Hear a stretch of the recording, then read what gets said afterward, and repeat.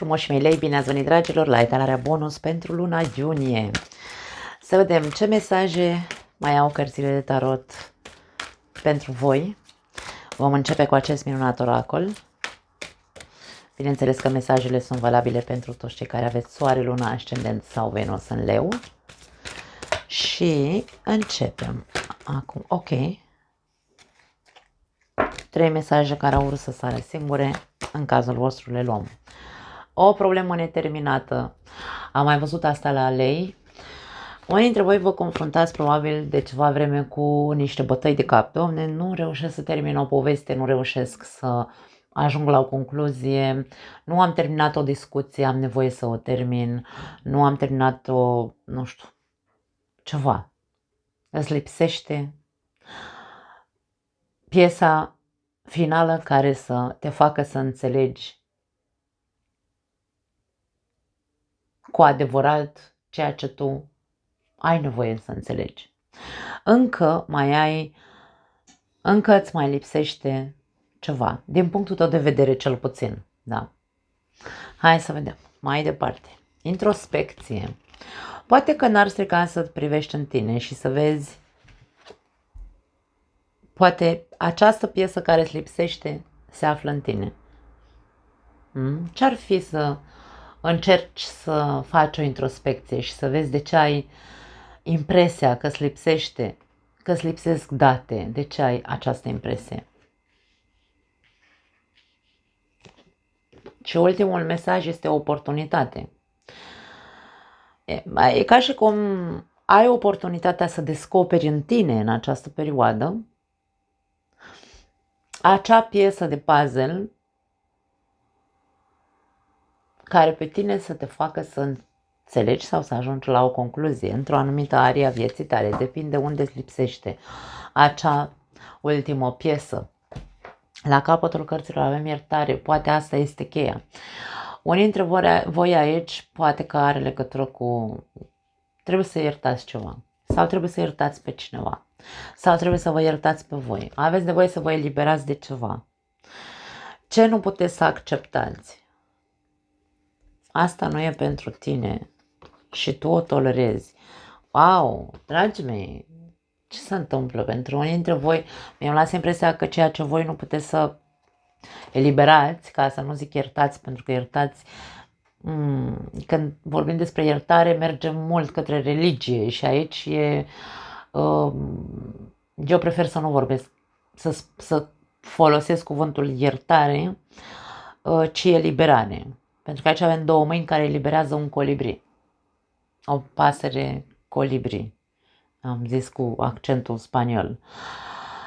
Deci, ca tu să poți să te recuperezi și să trăiești împăcat, pentru că aici nu există împăcare, încă îți lipsesc date, îți lipsește ceva, ca tu să poți să trăiești împăcat, trebuie să te eliberezi. Aș înțelege aici că de ce ar trebui să te eliberezi tu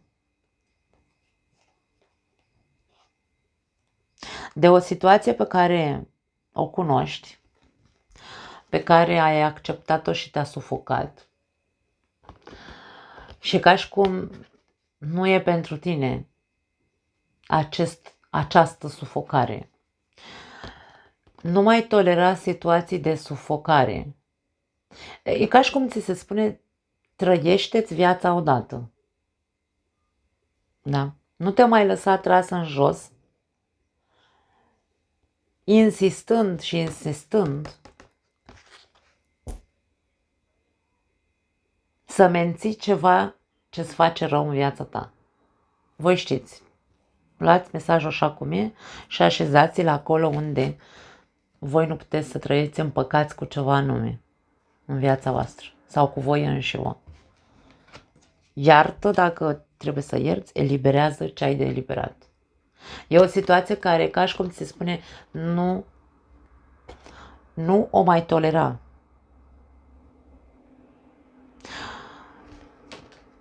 Nu mai tolera ce aici acest lucru pe care tu ți-l faci, acest rău pe care ți-l faci cu mâna ta, insiști să menții ceva în viața ta care tu știi foarte bine că îți face foarte mult rău. Da? E ca și cum scoate din viața ta, nu mai tolera, scoate din viața ta acel lucru pe care tu insiști, de care tu insiști încă să te agăți. Tu insiști aici. Trăiește-ți viața. Ai oportunitatea să te eliberezi, dar trebuie să vorbești cu tine. Trebuie să vorbești cu tine neapărat în această perioadă. Da. Wow. Hai să vedem ce alte mesaje mai avem pentru lei.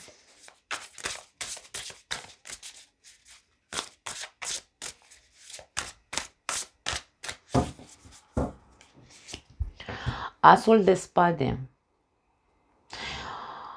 Uite-te la tine, ești plin de idei sclipitoare. Asul de spade ne arată mintea noastră. Ai o minte foarte ascuțită, ești foarte inteligent. Ești plin de idei sclipitoare. Ce faci cu ele? Asul de spade și în tarot, eu de multe ori și în cursul de tarot pe care l-am prezentat pe canal, eu întotdeauna simt același lucru. Să nu uităm că spada are două tăișuri.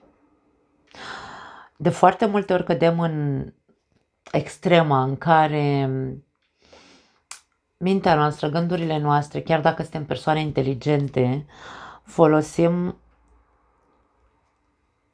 cuvintele ca să rănim. Vrem sau nu vrem, pentru că asta se poate face și inconștient. Ai o minte foarte ascuțită, însă dacă mintea ta stă doar pe trebuie neapărat să rezolv asta, nu mă liniștesc și nu o să mă simt bine cu mine până nu rezolv acest puzzle, și cazi în extrema de a face rău fără să dai seama. Aici din nou vorbim despre a face introspecția. Inteligent este cel care știe să-și folosească mintea pentru a înțelege de ce trebuie să se elibereze. Wow, ce mesaje tari vin la voi! Da. Atenție la ideile sclipitoare care poate te duc către acea extremă să judeci sau să critici mult prea mult și să nu te uiți la tine. Întâi și întâi trebuie să ne uităm la noi și apoi să criticăm pe ceilalți. Un alt mesaj pentru altcineva. Avem Regina de Cupe. A-ți onora emoțiile este una dintre cele mai înalte forme de îngrijire de sine. Cât de mult te îngrijești de tine. Din nou, această senzație pe care o am pentru unii dintre voi, că voi nu vă ocupați de voi, ci vă ocupați să deslușiți acest mister. Voi știți care este misterul pe care îl căutați să-l deslușiți și nu...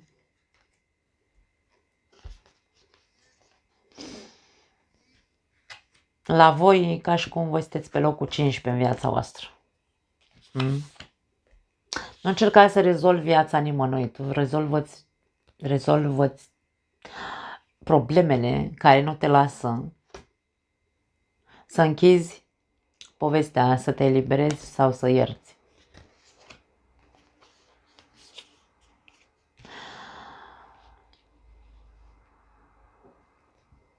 Onorează-ți emoțiile. Ce simți? Simți ură, frustrare în legătură cu această poveste. Simți, nu știu, pune tu în cuvinte ce simți. Onorează-ți acele sentimente și acele trăiri. Da, simt ură, pentru că XYZ. Simt furie, îmi vine să XYZ. Puneți pe hârtie ce-ți vine să faci din ură sau din frustrare și furie. Pune-le pe hârtie ca să poți încet încet să le eliberezi. Să închizi o dată povestea asta. E ca și cum vezi, asta ne spune aici, e cea mai bună formă, recunoscându-ți acele emoții, e calea cea mai bună, da? Către iubirea de sine, către grija de sine.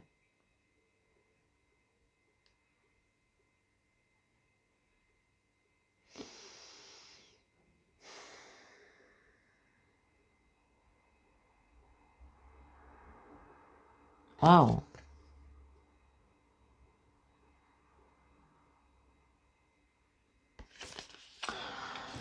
Da, ca întotdeauna sunt momente în care îmi atrag atenția anumite detalii dintr-o anumită carte. Aici avem această persoană care stă pe terasa unui apartament sau a unei case, e pe malul mării, are un șal pe care îl are în jurul umerilor, un pahar cu ciofi, nu știu, cafea, să presupunem, și stă și se uită în zare, contemplează cumva. Însă, ce mi-atrage atenția în momentul ăsta e faptul că această persoană are niște vânătăi pe mâini, pe brațe. Se pot vedea aici și aici. E bine, regina de cupe suferă foarte mult. Își ascunde suferința în general. Și de aia vine acest mesaj cu această carte cu acest mesaj. Ați onora emoțiile. Aici aceste vânătăi pot vorbi despre faptul că această persoană acestei persoane ori s-a făcut foarte mult rău, ori poate ea singură și-a făcut rău. Și a ținut pentru ea. Și faptul că trebuie să-ți onorezi emoțiile, dacă cineva ți-a făcut rău, te-a învinețit, nu contează, nu vorbim despre maltratare fizică. Aceste semne pot fi semne cicatrici interioare, pentru că vorbim despre cupe aici, inimă, sentimente. Dacă cineva ți-a lăsat cicatrici în sufletul tău, aici vorbim despre ce s-a strâns în tine în urma acelor cicatrici. Ură? Furie? Cum vorbeam mai devreme? Prefer să ții pentru tine în secret acele cicatrici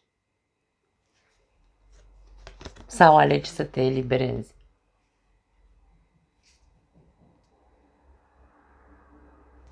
Întreabă-te.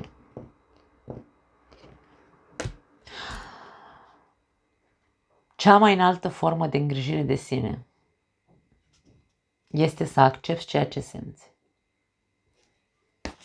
Nu pot să zic mai mult.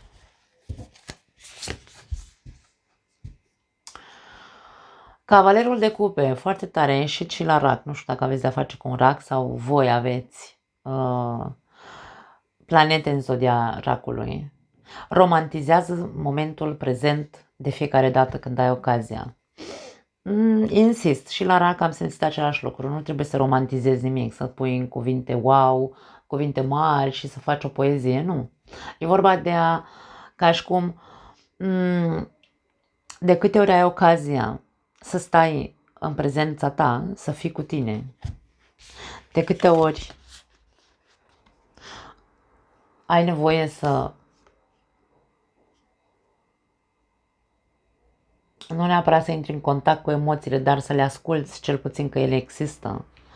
De câte ori ai nevoie să stai singur, să nu vorbești cu nimeni, să fii introvertit într-un fel sau altul. Cel puțin pune iubire în acele momente. Iubire față de tine, față de situația. Da? Încearcă să pui optimism, încearcă să vezi frumosul Da, poate sună ca... Era să zic o prostie. Poate sună extrem de urât pentru unii dintre voi. Să găsești frumosul din acele vânătăi, din acele cicatrici. Nu știu dacă neapărat cuvântul frumos este cel potrivit, însă caută să înfrumusețezi tot ce ai trăit în această viață sau tot ce ți-a lăsat cicatrici. Caută-le partea pozitivă, pentru că e foarte simplu să stăm, e mult mai simplu să stăm în această energie de acceptare, de victimism, de sufocare și de nevoie de a rezolva anumite lucruri, însă încă le ținem pentru noi, nu le spunem. E mult mai simplu așa, e calea cea mai ușoară să cădem în extrema victimismului și să zicem, nimeni nu mă înțelege, viața mea a fost de rahat sau nu știu, habar n-am, fiecare avem expresiile noastre. E foarte simplu, dar ce-ar fi să spui mintea la contribuție, pentru că ai o minte foarte, foarte brici. Ce-ar fi să spui mintea la contribuție și să zici, ok, de acum înainte mă ocup de mine. Și voi căuta să găsesc acel pozitiv de care îmi vorbește, despre care îmi vorbește nebuna asta aici.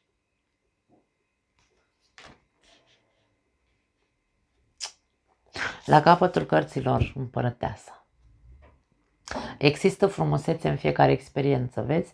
Deci se insistă că tu trebuie neapărat să intri în contact cu adevărat, cu toate vânătăile pe care le ai, cu toate cicatricile pe care le ai și să le dai un sens, îmi vine să spun, să găsești pozitivul din toate rahaturile pe care viața ți le-a dat în calea ta până acum și să te eliberezi de ele. Eu nu pot să zic altceva, e foarte spirituală etalarea voastră.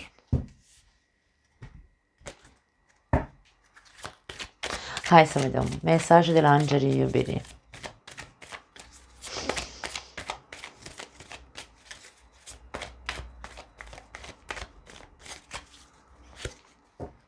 Atracție. Suflet geamăn. Pasiune. Și separare. Wow!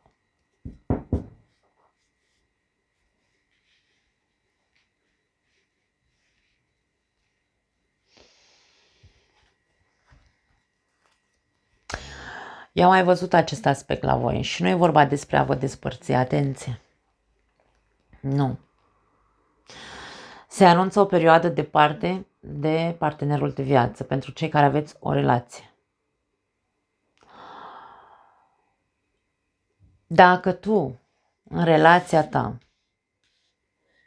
mintea ta cognitivă sau, mă rog, nu e corect spus, știu, mintea ta, asta rațională, îți spune că trebuie neapărat să rezolvi problema asta, care pe tine încă îți dă bătăi de cap, care ție încă îți dă bătăi de cap. Are legătură această problemă cu atracția, pasiunea între voi a dispărut?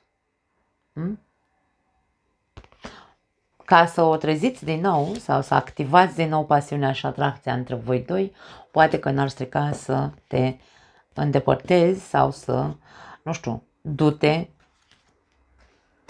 Mi-aduc aminte că și ultima oară când am văzut acest mesaj la voi, am zis același lucru. Ia-ți o perioadă, dacă îți permiți, stai departe de partenerul de viață o săptămână, du-te singur în vacanță de data asta. Du-te și petrece timp singur, pentru că tu ai nevoie să stai cu tine. Tu ai nevoie să înțelegi anumite lucruri, tu ai nevoie să eliberezi anumite emoții și cicatrici, să le vindeci. Mie vine să spun că voi sunteți lângă partenerul potrivit pentru voi. Ce înseamnă suflet de Gemene? La fel, sunteți identici. Fiecare dintre voi, hai să spunem așa, simțiți la fel. Poate gândiți la fel. sau foarte asemănător cel puțin. Însă s-au întâmplat lucruri între timp în relația voastră unde, de ce nu, ori unul dintre voi s-a lăsat dus de pasiune așa, a existat o altă, nu știu, atracție în exteriorul căsniciei, să zicem, sau a relației, însă voi sunteți aici lipiți de partenerul de viață, adică indiferent care dintre voi s-a lăsat dus aici de pasiune și i-a luat mințile, pasiunea și magnetismul sau atracția față de altcineva din exterior, aici există între voi o conexiune pe care, ca și cum e complicat de rupt aici. Poate asta este ceea ce tu nu înțelegi, de ce nu pot să mă eliberez de persoana asta. Pentru că sunteți suflete gemene, sunteți legați cumva. La nivel spiritual, între voi doi există un contract de suflete pereche sau suflete gemene, numește cum vrei tu. Faptul că aici a existat această chestie e doar nevoie să se ierte într-un fel sau altul. Dacă voi încă simțiți această conexiune între voi doi, chiar dacă a dispărut pasiunea și atracția, eu aș spune că important este să vă concentrați, să găsiți timp să stați singur. Dar nu mă refer du-te și mută-te în cealaltă parte a casei sau în cealaltă cameră, nu. Te iei frumos, îți iei bagajul și ca și cum mă duc în vacanță, dar vreau să mă duc singur de această dată în vacanță. Și tu acolo cât stai, o săptămână, 10 zile, cât îți permiți să stai în vacanță, pui mâna și intri în contact cu acele emoții, cu tot ceea ce tu ai reprimat, recunoști acele emoții, poți să faci inclusiv acele, cum se numesc, ritualuri, dacă vrei, de catarsis, urli, nu știu, du-te într-un loc izolat în care să poți să faci catarsis, de ce nu? Ca să te poți elibera odată pentru totdeauna. Dar e nevoie să faci acest lucru singur. Nu poți fi în compania partenerului de viață. Pentru cei singuri, unii dintre voi v-ați despărțit de persoana care voi ați considerat că este sufletul vostru pereche. Dar voi v-ați lăsat păcăliți într-un fel sau altul. Tu ai luat-o prea, aia se spune așa, logic. În capul tău totul s-a întâmplat logic. Pentru că tu ai rămas aici cu o senzație de nu înțeleg de ce. Nu înțeleg de ce m-a părăsit sau ne-am despărțit, nu contează separarea, da? Nu înțeleg de ce ne-am despărțit dacă amândoi simțeam că suntem suflete pereche sau gemene.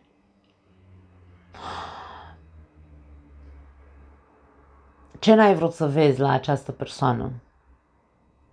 Pentru tine, conexiunea cu această persoană a fost atât de magnetică, însă a fost pur fizică, atracție și pasiune.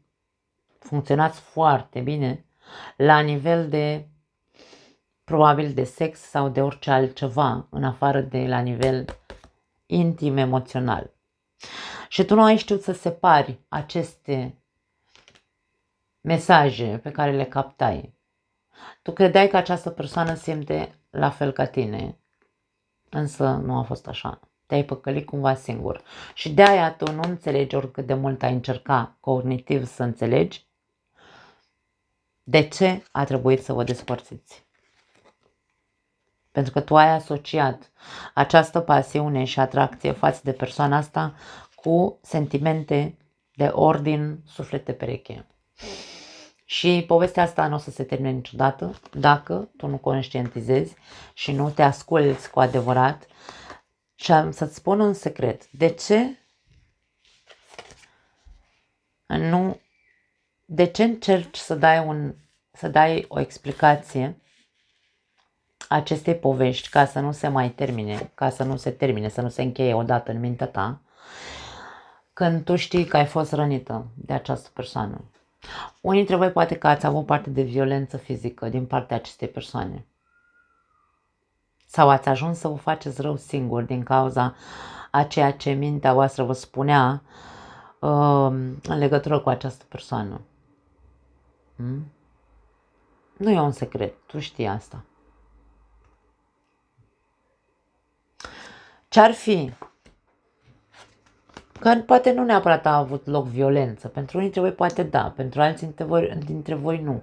Însă, ce-ar fi să începi să faci introspecție în ceea ce tu spui de că simțeai sau te-ai lăsat păcălit de faptul că cealaltă persoană îți spunea că sunteți, că ești sufletul ei pereche. Na.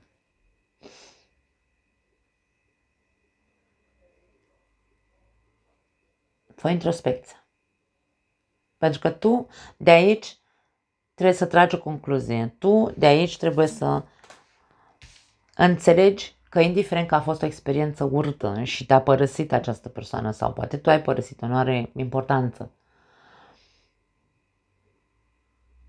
Tu trebuie să înțelegi de aici, din această poveste, că dacă reușești să îți dai explicația reală, da, de ce te-ai lăsat păcălit, că sunteți suflete pereche, vei reuși să te eliberezi.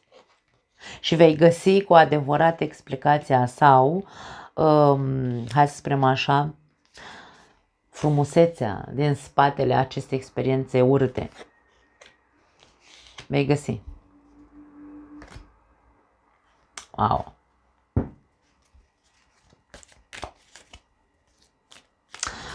Mie vine să spun aici un alt mesaj pentru cei singuri. Tu ești o persoană foarte pasională și te lași ghidat foarte mult pe ceea ce percepi în jurul tău. Da, acea atracție, acel magnetism. Dacă ești o persoană senzorială,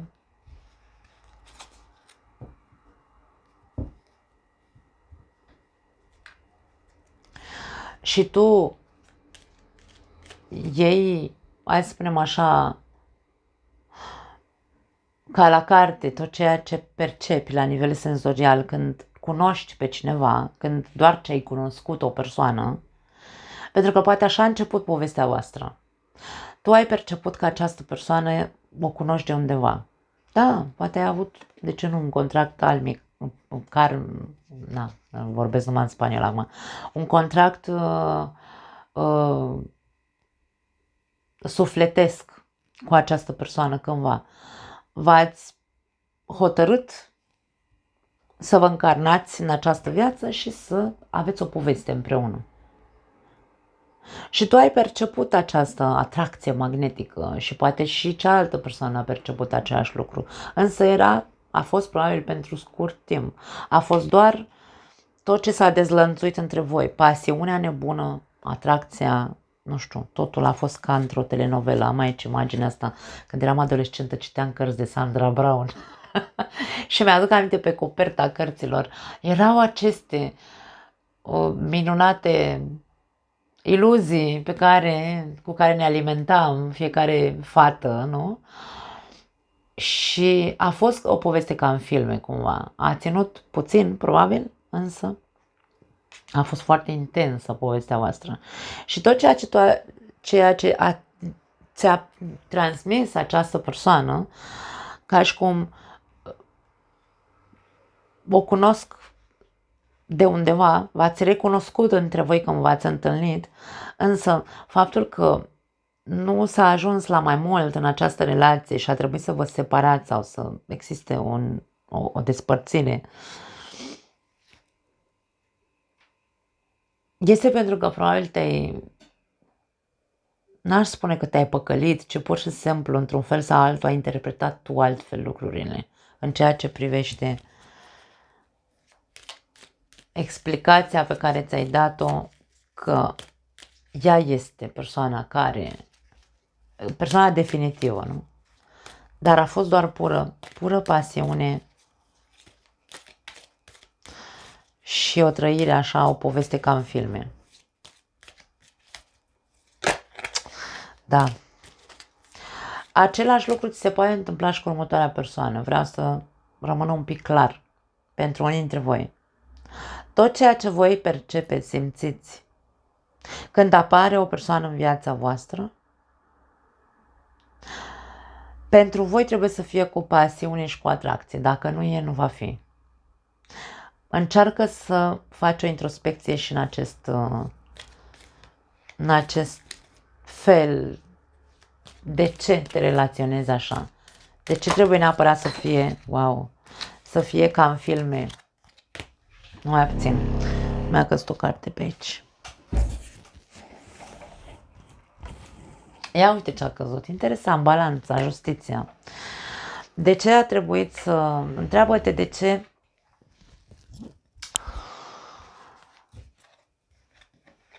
De ce e nevoie de această pasiune ca în filme în viața ta? Tu știi. Balanța o luăm pentru că a sărit și mai era și pe față așa. Ca și cum justiție. Ai nevoie de foarte mare sinceritate în ceea ce te privește. Aici avem și mesajul documente, justiție și documente.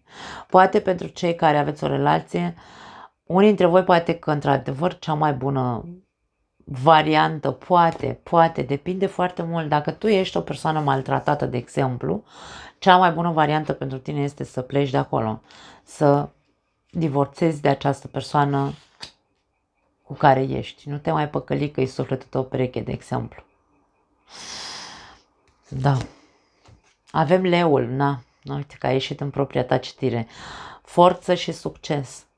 E ca și cum ți se spune că tu ești foarte puternic și poți să treci și peste asta. Trebuie doar să fii corect față de tine și sincer. Trebuie doar să înțelegi că trebuie să închizi acea poveste, acel puzzle. Și avem logodnicul. Avem căsnicie și soț. Are legătură cu soțul tău. Pentru unele dintre voi, femei,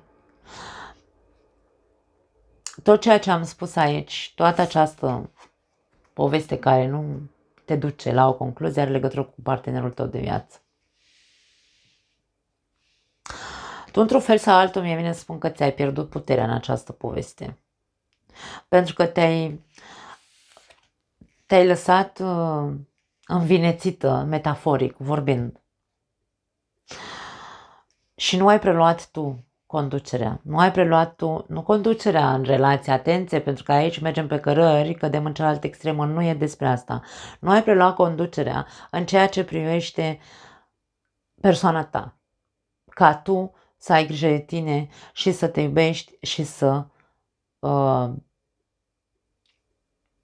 fii foarte sinceră cu tine.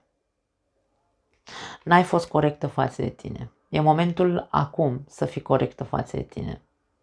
Și nu neapărat, insist, nu neapărat e vorba despre un divorț.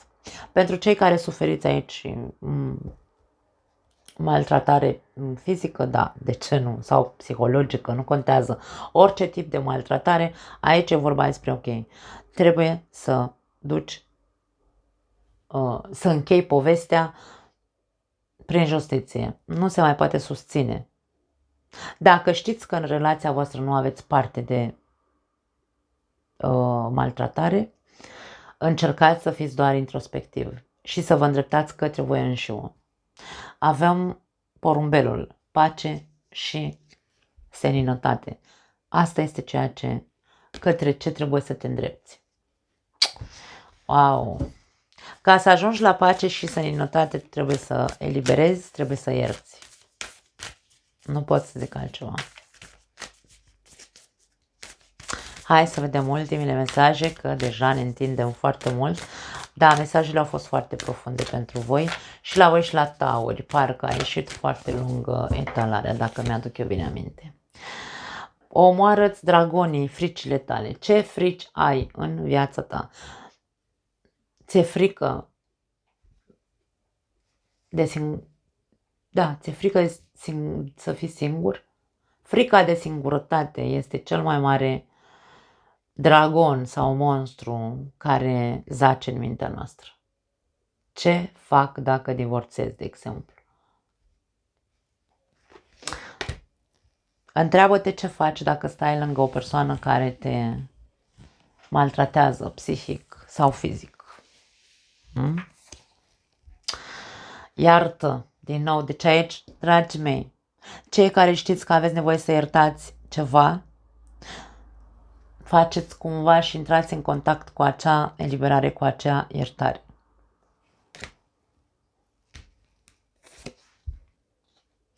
Finalurile sunt inevitabile. Dacă trebuie să vă despărțiți pentru că suferiți foarte mult în această relație, e vorba de a accepta. Acceptă faptul că nu ți-e bine acolo, n-ai ce să cauți acolo, nu mai ai ce să cauți acolo. Fă în așa fel încât să contactezi cu puterea ta interioară și să ieși din relația asta dacă există o maltratare, eu nu pot să spun altceva. Pentru cei care nu aveți probleme de maltratare aici,